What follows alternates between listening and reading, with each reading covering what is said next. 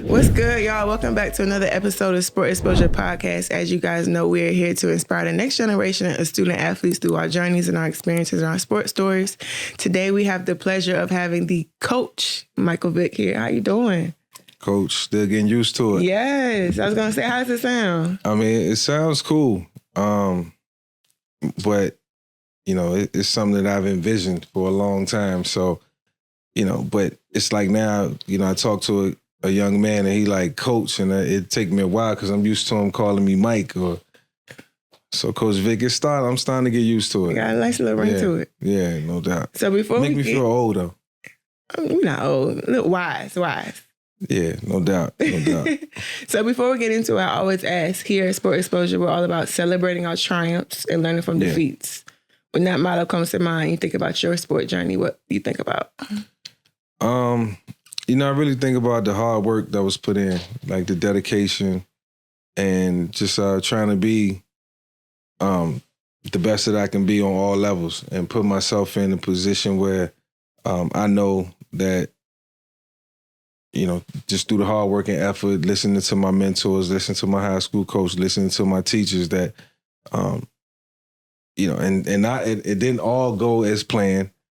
There were some setbacks and hiccups, but you know, it was always a learning phase somewhere along the lines, whether it was high school, college. I just was like, I know where I want to be. I know what the goal is. But all the other stuff in between made it a little difficult, but I still like dedicated myself to being the best student that I could be and making sure that, you know, I always kept a manageable GPA to put me in a position to go where I needed to go. Describe manageable. I say that because I felt like I could have been a much better student and I applied myself enough to get by. And so, as most you know, of us just, did. yeah. And then just kind of like the environment where I grew up in, I stayed out late. You know, I hung out with, you know, friends and knew I was an athlete who wanted to go places and wanted to be at the pinnacle of some sport, like whether it's, you know, high school, football, basketball, I know I wanted to be. And so, you know, I always kept that in the back of my mind. So it always brought me home at night, always kept me out of trouble. But at the same time, I was like still just, you know, being a growing young man. Right. So growing up in Ridley Circle.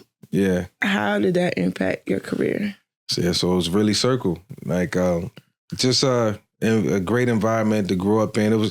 I grew up around good people, solid people who cared about one another, who tried to look after each other. You can borrow from people. You can talk to people, and people took care of each other. But, you know, there were times where it was a lot of hardships, you know, and within the household that shaped and molded me. But I'm really thankful that I grew up the way I grew up because it gave me perspective on life and really showed me how I wanted to provide a life for my kids and the type of lifestyle without spoiling them, not giving them enough to do nothing, but enough to do something. And I knew that was going to be really important for me, especially after I started to see like the effects that, you know, success had, money, you know, that was obtained. And so, you know, you just always look at the little things. I always try to look at the little things and how can I make it bigger? You mentioned the value of mentorship. Yeah. What does that mean for you, especially having Andy Reid on your team and Mike Tomlin? Yeah. Those are two legendary names. Yeah. Well, I look at Mike Tomlin and Andy as, you know, true leaders of men. Guys that sometimes they really don't have to raise their voice to get their point across. They can like give you a look or say something sarcastically or, you know, just, or be real direct. You know, I think that's always important. And hopefully I can have those same morals and values as a coach. I will and try to. And, you know, maybe it come across a little different on that level. But I think, you know, just understanding is what they always generated within the room. So I always appreciated that, especially, you know, being around, you know, them both and, you know, even other coaches that I had as well. So back to Andy Reid, he played a huge part in you getting a second chance. Yeah. And how important that is it for you now that you're in the same position to provide those second chances for young athletes? Yeah, Coach Reed was definitely, he was a gem in my life, as well as a bunch of others, from Patrick Mahomes to Donovan McNabb, you name it. Coach gave so many people opportunities to be successful. He poured into us. And so, that's, how I want to pattern myself. And hopefully I can do the same, but everybody's different. I can only take away from the conversations or the moments that we had together. And, I cherish those moments. And hopefully, like I say, I can put myself in a position where I'm respected the same way amongst my coaches and players. The college football team has changed tremendously since you were in school. Fast forward to now, 2025. How do you see yourself fitting in with this new culture of athletes?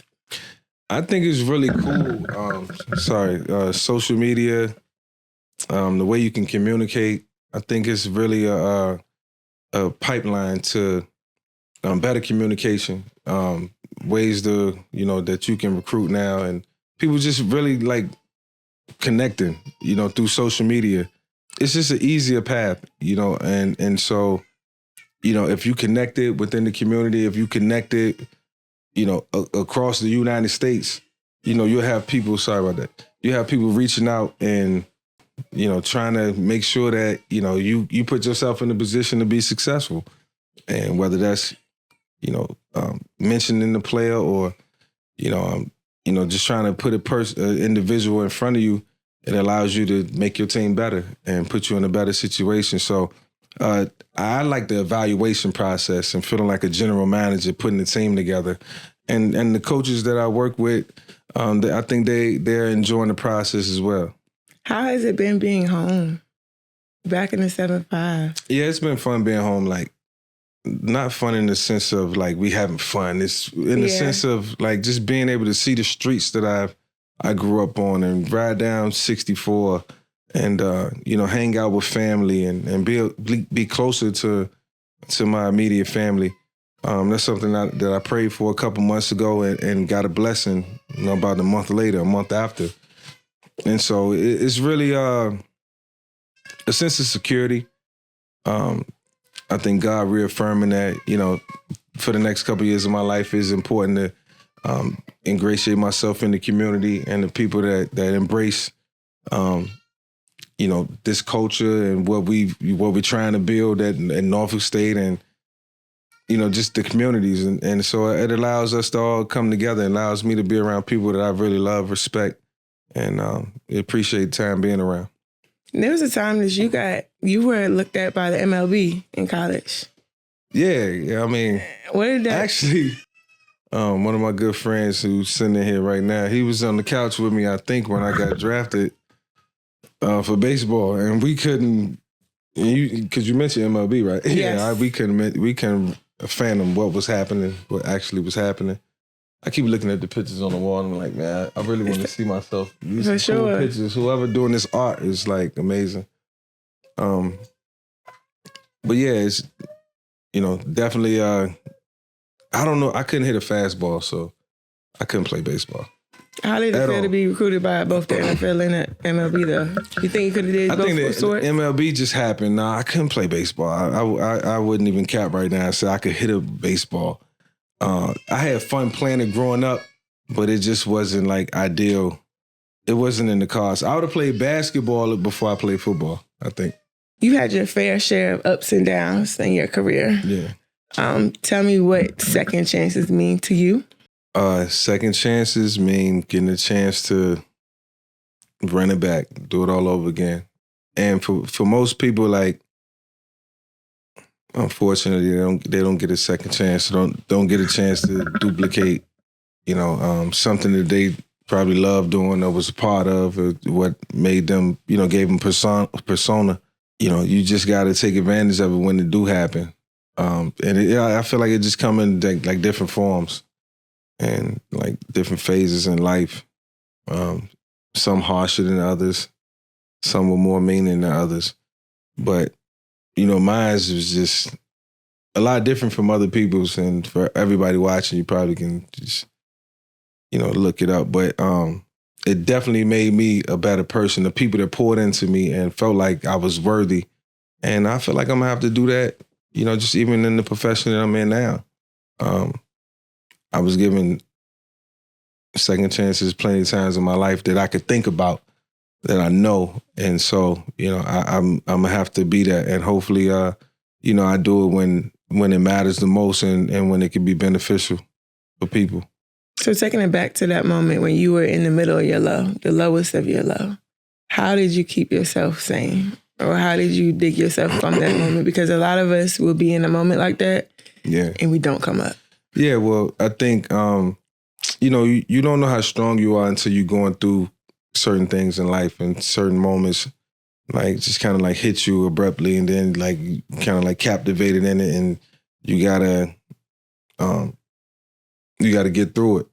And so you find an inner strength, inner peace, because you got to be at peace with the reality of your situation. And, this shouldn't be happening, and this should be different.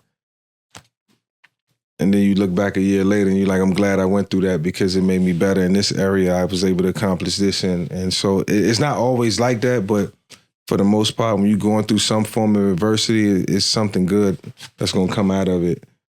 And I can remember plenty of times where I cried or was upset or uncomfortable, and felt good about that particular situation months later or years later. For sure. And especially with this generation, we are learning to accept our trials. We're learning to accept our adversity, kind of submitting to it.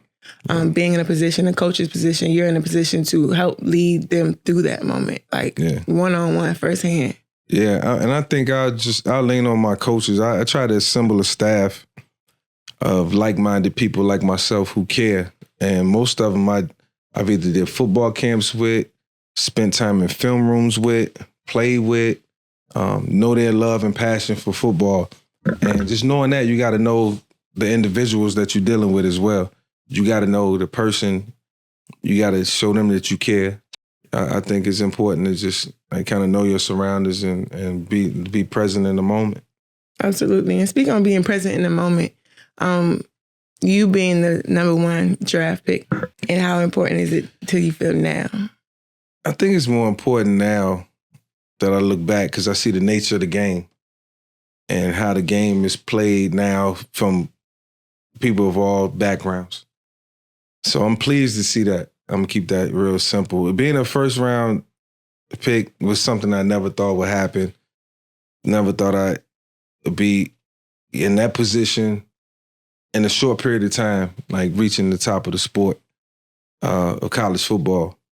But at the same time, really not being surprised when it happened, because I spoke it into existence when I was in high school. It was always like, yo, once I get around some real talent, not real talent, but to my guys who I played with in high school, no offense, I'm not trying to make it seem like I wasn't worthy, but it is levels to it. And so, you got 9 people on the same page, as opposed to 6, it makes a difference. Yeah. And so, I was able to get around talent, and I went to a national championship. How is it to see the impact of your position now? Like, you're watching everything come full circle. Yeah, when I watch the impact of the position now, I try to take some form of credit, but at the same time, like, I got to credit a lot of the coaches that understand, like, this is my player, this is what he can do, and I'm going to get the most out of him. And the coach that realized, like, this is his game. I keep hitting this microphone. Okay. This is his game. I'm going to get the most out of his game. For instance, Baltimore got Lamar Jackson. They used Lamar Jackson in the run and pass game. Detroit got Jared Goff. He's a great passer, but he don't have to run. So they got a great coordinator who understands the player. So I think that's important, that the coach understand the player and coach off of that. And I'm going to leave it at that. You shed some light on HBCUs and your evolution of the Black Quarterback series. Yeah. Did you ever think that you'd be a coach at an HBCU? Nah. Well, I always wanted to follow in Deion Sanders' footsteps. So, like, not a lot of coaches that you see routes, and that would, this is the direction he went in. Maybe it's applicable to me, maybe not. So, I did a camp with my daughter. My daughter plays flag football, and we did a camp in Norfolk State this past August. And I was kind of in there envisioning myself being there and being a coach. I was like kind of looking around like I can coach here one day. Ironically. That's crazy. 4 months later, I'm the head coach of Norfolk. Ironically, it was wild. It is. But exciting. And to be in a position like that, having no coaching experience at all, at the crib. Yeah. That's huge. Yeah. That's huge. I feel like I don't have no coaching experience, but I feel like I got coaching experience because every time I watch a game on TV, and I'm like still crazy about football. The same way I dreamt of playing it when I was growing up is the same way I watch it now. From rules to the play clock, to the play calls, to the calls that's coming in, or formations, motion, shifts, what's happening, a blitz that just happened, a blitz that was missed. I'm always constantly playing the game in my head, so I always felt like I was coaching. And then I have so many young men who play in the NFL who I'm like mentors of. I won't say no names, but they're doing really well that I speak to on a consistent basis, but enough or had conversations to say, these are 5 things that you got to do. And I see it paying off. So, the coaching is happening and it's paying off for me. I saw in another video you said, did you play football so your kids didn't have to? Yeah. Did you ever think it'd be your daughter to take after your footsteps? I didn't. So my daughter walked out one day and was like, Dad, I'm going to try out for football. And 2 years later, she got a scholarship to go play football. So that right there showed me that you can do anything that you put your mind to, because that was not on her agenda. It was not. Aside from being my daughter and having a name, she went out there and put in the work. And I was right there to support her and just watched her flourish. And the cool part about that was watching like all the young ladies dedicate and commit themselves and enjoy it. That is, watching them from afar made me want to coach. And they kept telling me, like, you should just come. Why don't you come coach, Daddy? Just help us out. I'm like, nah, I just like watching from the stands because, sometimes she might not take my instructions well, and that might hurt my feelings on the gridiron. And so I want that. So I wanted to be neutral, like in the household. But I think it would have came across well. I think she would have did okay. She did all right for herself, and now she's just still playing and still trying to figure it out. So she was the first one to try to call you coach. She called it basically, huh? Yeah, but I do so many camps and do so many, I'm around so many kids, like helping them out, helping them understand football and what it's all about, that I just feel like I've been coaching for a long time, but always dreamt of being in that position, like having a kid, a young man or kid, whether it was high school or Pop One, every day. I'm with him every day. I get to watch him develop. I get to watch him grow. I get to watch him make mistakes and do it right. And I can coach off every single moment, if needed, without overcoaching. And just that's recognizing the good and the bad, and then just and enjoying it, sitting back and watching it, and then intervening and delegating when I need to. Right. Because that's what I'm going to do, and I'm always have their back, regardless of what. I got their back. So because I know what it's like. How important is the off-the-field skills for you and your players? All my players are going to do charity work. We're supposed to have the team meeting today, and it was like bad weather, and so I flew in just to do that. And but everybody's going to do 3 hours of community 3 to 5 hours of community service on the year. And so if we got 105 players and you times that times 5, and that's like 500, 600 hours of community service where it's needed. Yeah. And I want them to feel good about it and learn about it and learn to do philanthropy work and have their own foundations and help, be instruments of change in their own communities, wherever they from. And so that's just a small piece of the pie of what we're trying to bring to the table and help these young men and women understand like what needs to take place.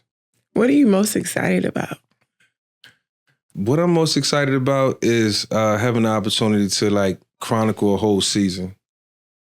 Like it's almost like me having a season again. It is starting from the spring to the fall, and we got 12 games, and we got to just work hard. I'm used to that. And that's why my wife, felt good about me making this decision. She know that's my world. Even though it was tough, it was difficult. I had multiple options. I could have went to Sacramento State. They had amazing NIL. It was going to be a different situation. It might have been easier. But, I embrace, certain levels of difficulty because every time I lined up behind the center, it was a degree of difficulty. So there's always like some hurdle to overcome. And I appreciate that part of football and sports. So walk me through the decision on choosing Norfolk State, because we know you had other offers. Home. Can recruit here. Turning around a program that was looking for change. That's what I'm excited about. Putting a staff around me that love football and want to be a part of something great and want to take their careers to the next level. So, we want to always try to level up or do what's in the best situation that's at hand. So if it's going out and coaching in 2025 and trying to have a winning record, that's what it is. So being the NIL is so big in the collegiate space now, and that comes with a lot. Yeah. It comes with a lot. How do you plan on coaching through that? Because that plays a role. I think you got to be organic. We have a collective. We have a gold standard collective that allows us it's going to allow us in the future to, be able to compete on whatever level. I think right now we just use our relationships, contacts, reach out to people, coaching. Where can you go? Where you want to take your career? How far you want to take it? And sky's the limit because, I feel like our staff, we have a lot of relationships and know a lot of people, and I'm pretty sure pro scouts going to be around, and they're going to be around a lot because it's going to be that level of teaching. So they're going to want to know how position such and such is doing, or this position is transpiring, or how they coming together, how they playing as a unit. Do they understand what's going on? Do they love the game? Are they showing up on time? All these questions we got to answer. But the player give us the answer to those questions. And you mentioned early on wanting to follow Prime's footsteps, the Prime effect. Now, but Prime moving at a different pace. Coach Prime. I say now we got the Vick effect on the way. I wouldn't. Yeah, well, depending on how you look at it. Like I always tell everybody, man, it's one Coach Prime. It's just, he's a special person, and he gives back. And he pours back into us. Absolutely, absolutely. And with coaching this generation of student athletes and leading this generation of student athletes, what are you going to instill in them as men, young men? Yeah, well, I just think character, most importantly. Like when coach, are you not gathered around me, or when you off somewhere and you at the movies, or if you at the doctor's office, or if you at the grocery store, how you treating people, man? How you talking to people?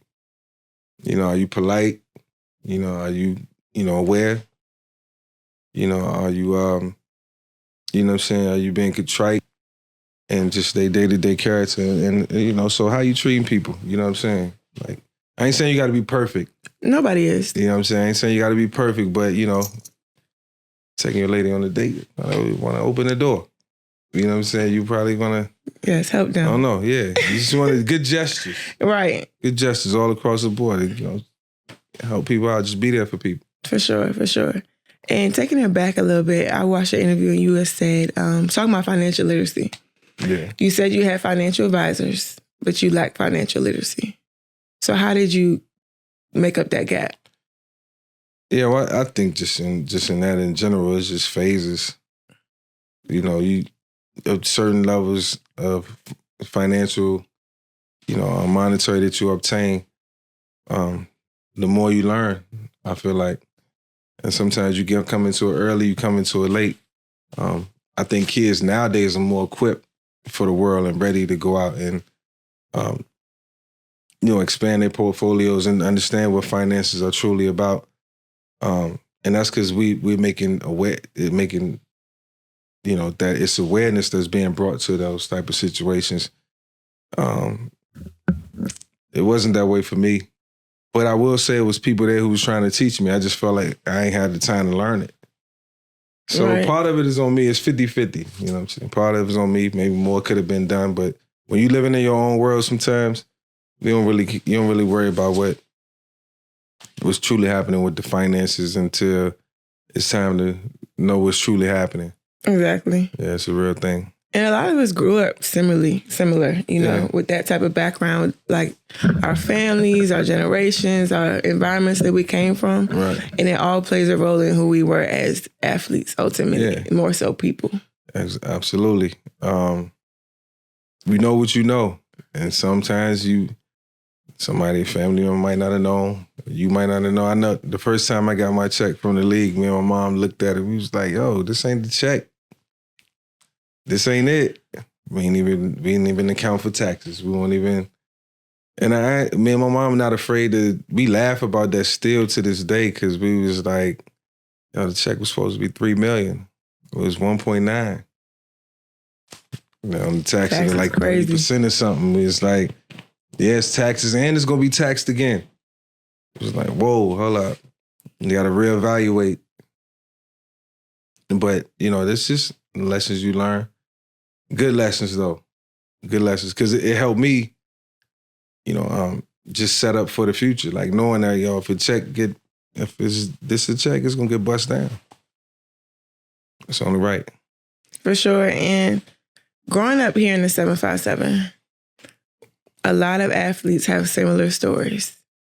We all end up in some type of trouble, or some of us don't make it for whatever reason.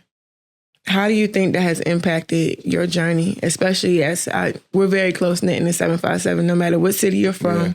If you're from Norfolk, Virginia, Newport News, Hampton, 7-5 is a 7-5. Yeah. And we all show love across the board to different athletes. What does that mean for you?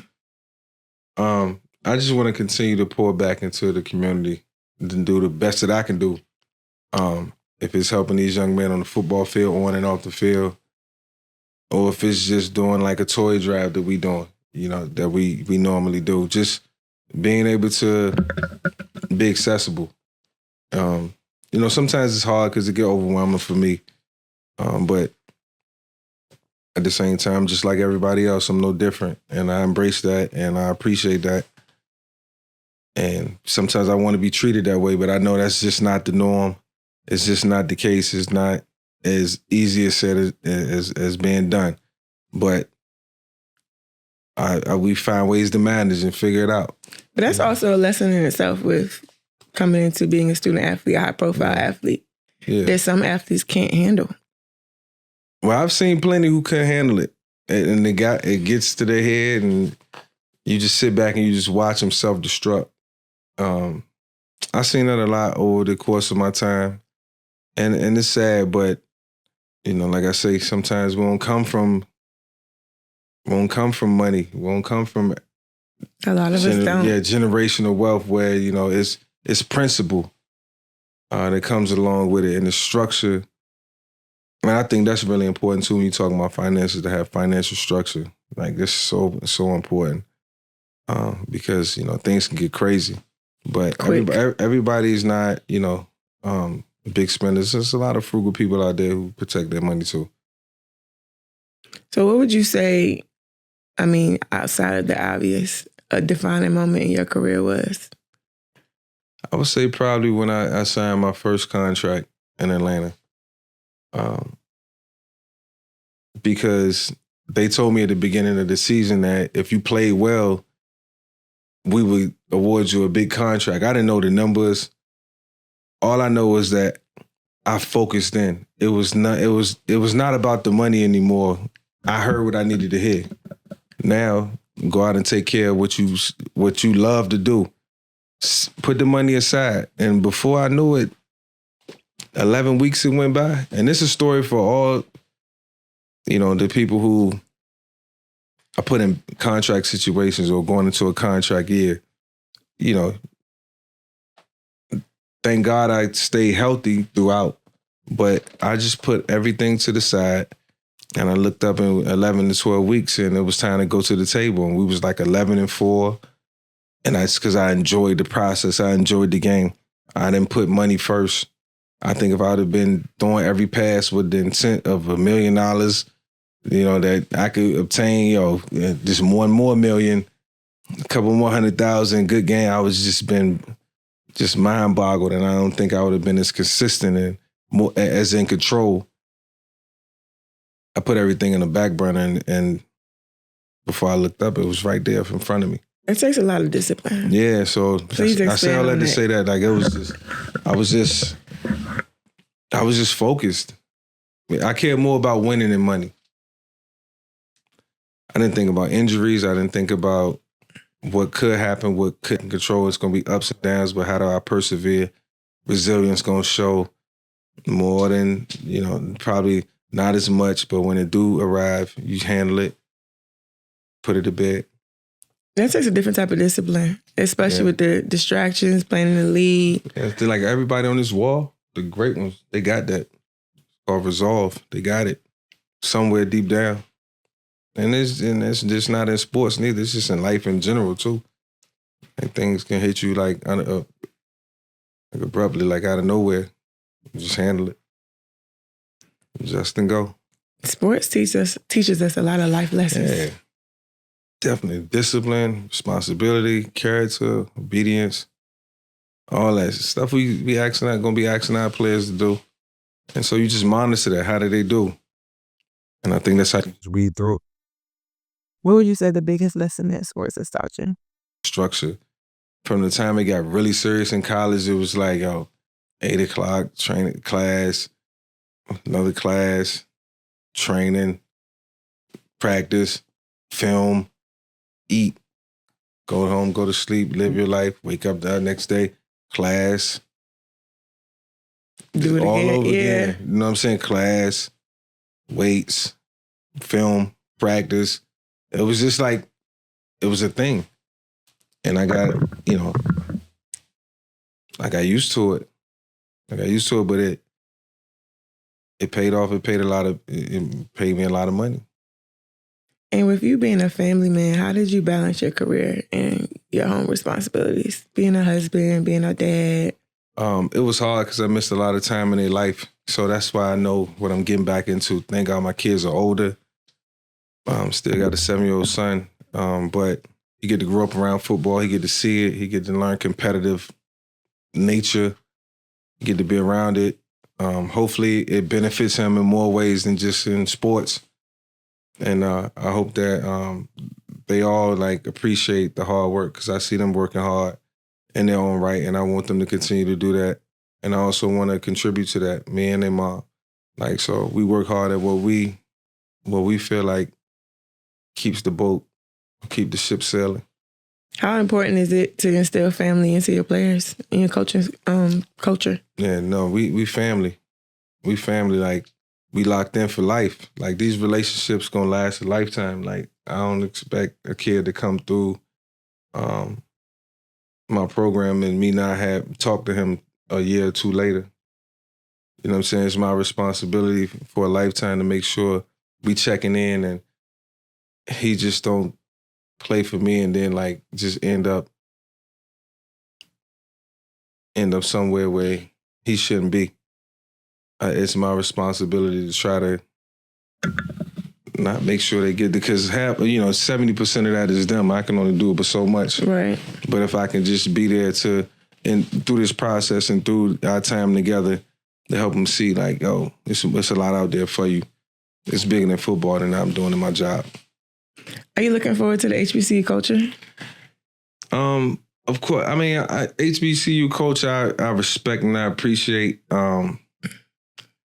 I'm just so driven by football. I think my focus is to let the fans and the people appreciate the culture as I'm doing it on down on the field. Right. And giving them that experience. I think the suspense in winning and losing is just going to bring people together anyway. Like, the job is just keep y'all on the edge of y'all seats. And that's the guys that's going to be on the field. That's their job. And hopefully I can be there as a spectator and as a coach and a delegator, just watching it all happen and making sure that, I don't give y'all anything to bull about, or they don't either. It's kind of hard, but they're going to find something. They always do. They come with it. It come with the territory. Sometimes it depends on how you take it.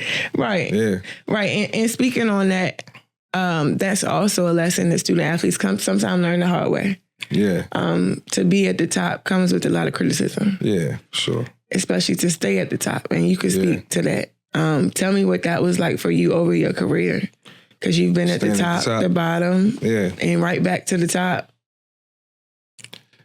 Yeah, well, it's going to always be something around the corner. That's what I say. I tell my kids. That can be shocking, or it could be a good thing. It could be good days, bad days. Like, it's always going to be something around the corner.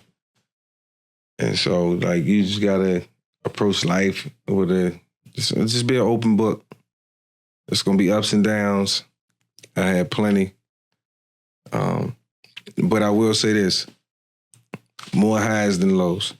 Because every day I come out, I wake up to be with my family, to be with my friends. We get to laugh, we get to coach, we get to strategize, we get to create structure, man. That's cool within itself. Get to see family.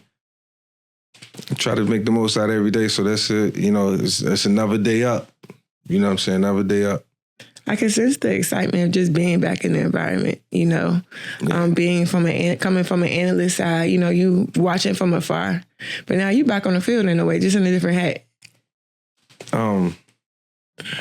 It's funny, I was talking to Brandon Marshall yesterday, and he was just saying, like, yo, I can feel the energy, bro. You see me feel it, yeah. You know what I'm saying? Like, but I really love football, like I said earlier. And so, like, I catch every game I can catch. Monday night, Thursday night. College here and there, but because I can't really catch college football, and there's just so many teams and so many. I catch it in the end. Like, I watched, shout out to Chip Kelly, Coach Kelly, congratulations on the national championship. But yeah, he was one of my coaches and really offensive mind. And I could see why they were so successful this year. But yeah, so I'm just a football head. I just see what's going on. Are you looking forward to creating a new legacy? Absolutely. Every phase of my life, I'm trying to create a legacy.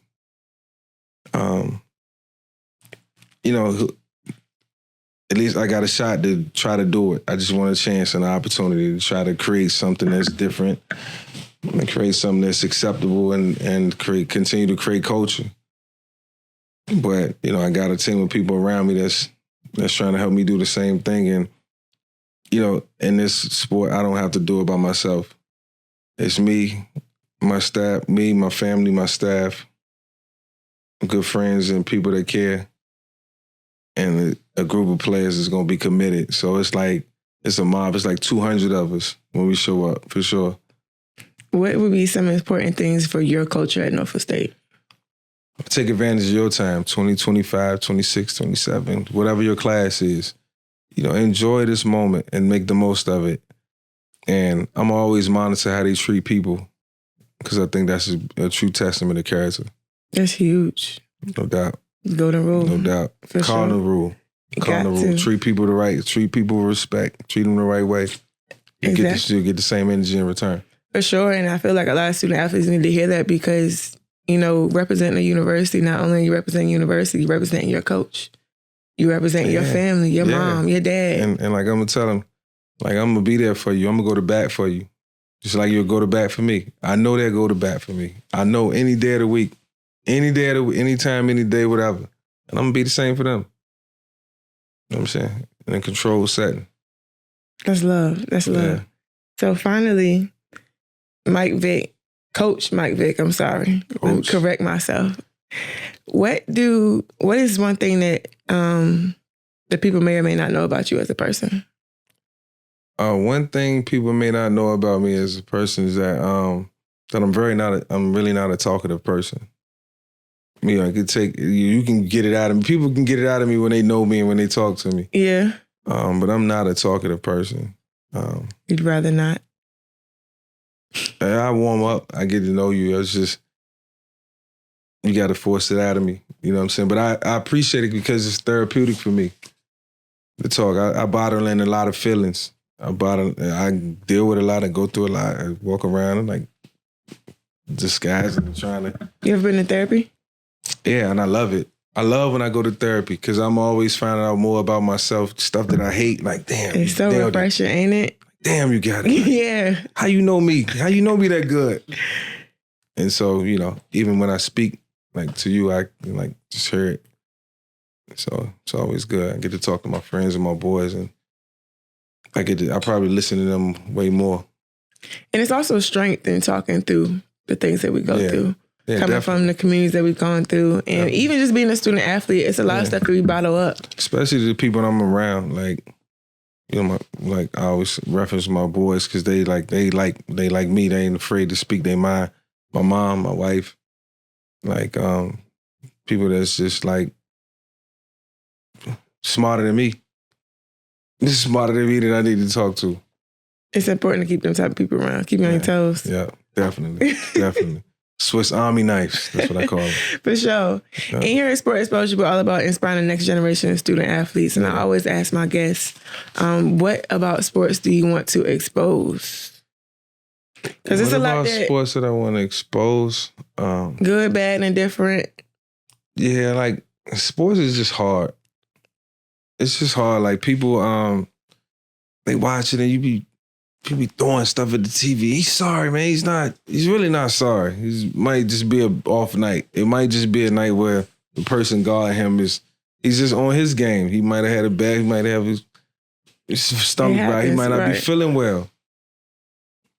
And so to come out and compete, that's why I respect guys like LeBron and Kobe who, Tom Brady who, did it for so long. It's just, so many greats and I'm probably like missing out, but they did it for so long and they were so consistent and they took care of their bodies and they were so disciplined. Those are the guys that's like LeBron, 40 years old and still like doing numbers, crazy playing with numbers. his son. Like that's still like the most. That might have been the coolest thing that ever happened in sports. By far, you've never seen it. The coolest thing that ever happened in sports. And probably, definitely, LeBron wish he was like 34 playing with this. You know what I'm saying? Yeah, but he on the back cars end. online like right. that. But at the same time, he did it. And that's something that, man, that's just legendary in sports. And you are building a whole new legacy. Right here at home in the 7-5. Yep, no doubt. We are thankful. We are thankful to have you. I don't know. I went to hate you. Uh-oh. It's all love. Yeah, no doubt. It's all love. It's all love. We're thankful to have you. Looking forward for a hell of a season this year and more to come. Did I create a safe space for you? What's that? Did I create a safe space for you? Yeah, no doubt. Yeah, this was really, really cool. Okay, cool. Really, really cool. We're looking forward to seeing you on the sidelines. Thank you. Thank you. See y'all in the next one.